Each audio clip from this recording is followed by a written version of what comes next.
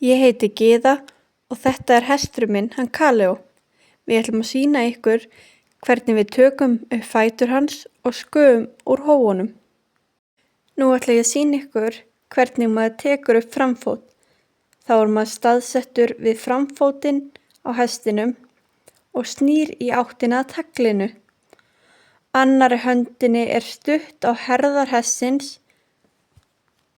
Síðan strýkur maður þétt niður fót hestsins, tekur mjúklega utan um kjúkuna, síðan er fóturinn tekinn upp,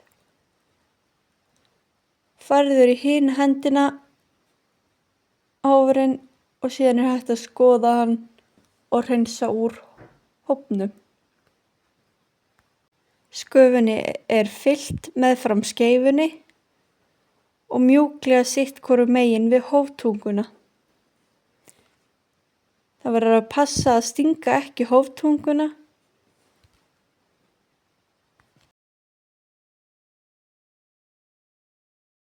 Síðan þegar við erum búin þá leggjum við fótinn rólega niður.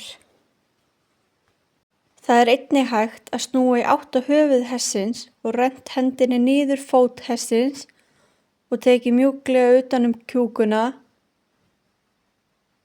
Það er hægt að ýta svona aðeins yfir hann til að lyfti fótinum og síðan er fótinum lyft upp og hægt að snúa sér við til að sjá hófinn.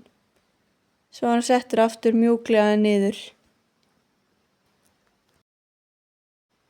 Þegar ég tek svo upp afturfót, staðset ég mig við lend hestsins og passa vel að hann viti af mér og hef hendina upp á lendina á honum.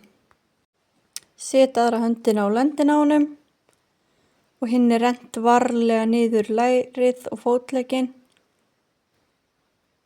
og fætinum er lyft upp. Fyrst er fóturinn tekinn fram og síðan gengi undir hann með hnéð og hann færður aftur og táin er lyft upp. Ég nota hnéð og lærið til að styðja undir fótinn og held hópnum uppi með hendinni.